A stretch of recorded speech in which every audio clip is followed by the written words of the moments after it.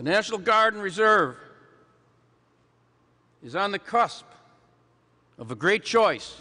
It was alluded to, discussed by our speaker just preceding me.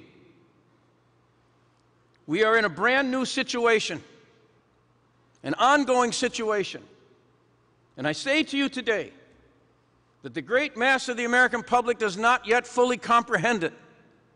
That's why these conventions are so important. That's why it's so vital that you meet as a body, to meet with your brothers and sisters across the nation, so that you do not feel isolated, you do not feel alone, you do not feel that there is no understanding, that we develop a common bond of commitment to make sure that the message of moving from a reserve force to an operational force is fully understood and acted upon by the Congress as well as the people of the United States.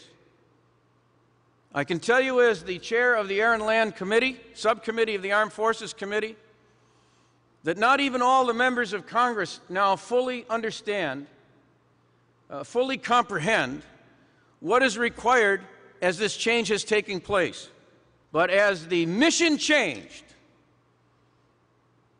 moving from reserve forces to constantly deployed operational forces, that we were going to need changes in end strength, we were going to need changes with regard to how we provided equipment and maintenance and funding and backup for families, and that we have been doing this by default rather than design for far too long. And that is a message that I've been trying to deliver, and I'm trying to deliver today. Transactional leadership accepts and works within the existing structure. There's nothing wrong with that. But when circumstances change and require innovation, require new thinking to meet new circumstances, that's when you need renewal. Renewal of an understanding of what it takes to bring the mission to fulfillment in new circumstances. That's transformational leadership. That's what we need in the Congress, that's what we need in the Guard, that's what we need as we face the deployment picture that an operational force now requires. What we need to do is reinterpret the values that brought our citizen soldiers to the forefront and made it the effective fighting force that it is today for the United States. We need to liberate the energies that might otherwise be imprisoned by outmoded procedures and habits of thought, and re-energize forgotten goals and generate new goals appropriate to the new circumstances. That's what we need to do, and that's what this is all about. We need you.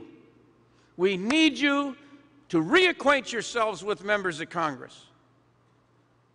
We're available. We're accessible. We need to have a respect for the understanding of what the office is all about.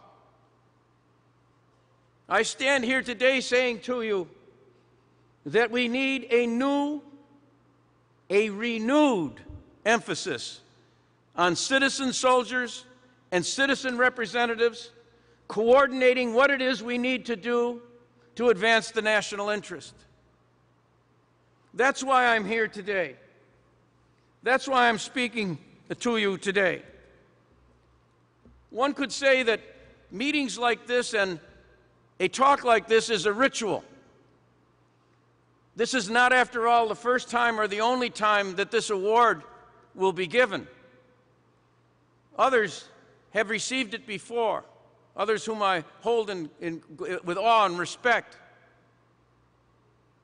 So why should you be here today? Why is this any different? Why do we do this again and again? Why do we have rituals like this?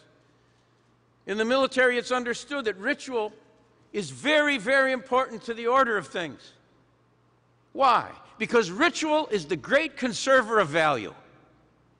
That is how we as human beings determine who we are and what we are and where we're going and why we're doing it. Ritual is the conserver of values.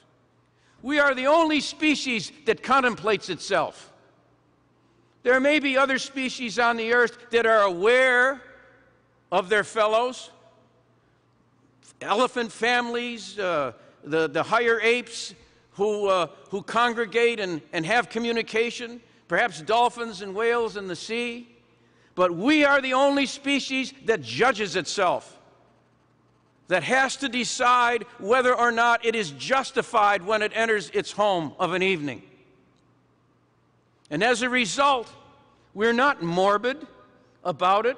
We don't see that in terms of despair. It makes us wonder then as a species, who are we? Our life becomes very, very important, and we judge ourselves as a result. I can tell you what this nomination for this award means to me. It fills me with gratitude and humbleness. As I said at the beginning of my remarks, I never expected anything like this to come my way. And it made me reflect on this office that I hold. An ordinary person, just as Truman was an ordinary person, just as all of us in this room are ordinary Americans, doing the best we can with what has been given to us, striving to be as excellent as we can be in our responsibilities and our obligations, hoping to be able to justify our existence at the end of the day. And I remember very, very well when I was first elected to office, I had two questions on my mind. I was a lecturer at the community college at the time, so naturally my first question was, when do I get paid?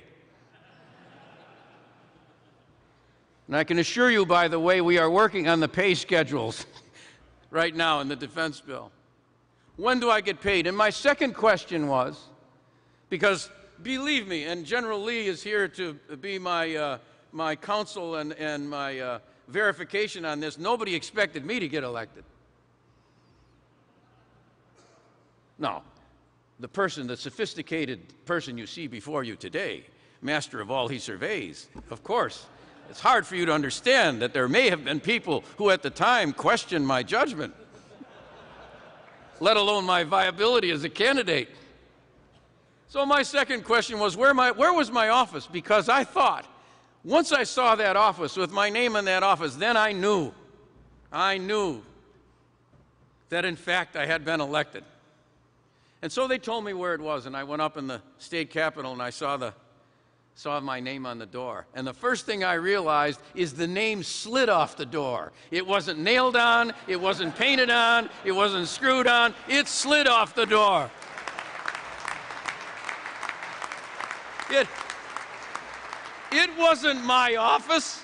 It wasn't my office, it was your office. We occupy our office only so long as we have the faith and trust of the American people, and that's the way it should be. No office is permanent in the United States of America. Ordinary Americans are able to express their will, express their judgment, seek opportunity, seek justice, and ask men and women who are free Americans to be able to occupy those offices only so long as they hold that trust. And that's what this is all about. That's what this award is all about. And in that context and in that sense, I accept this award on behalf of all those in the Armed Services Committee and in the Congress of the United States who bear your trust and act on your faith every single day, and that's what I'll do for the rest of my days so long as I breathe.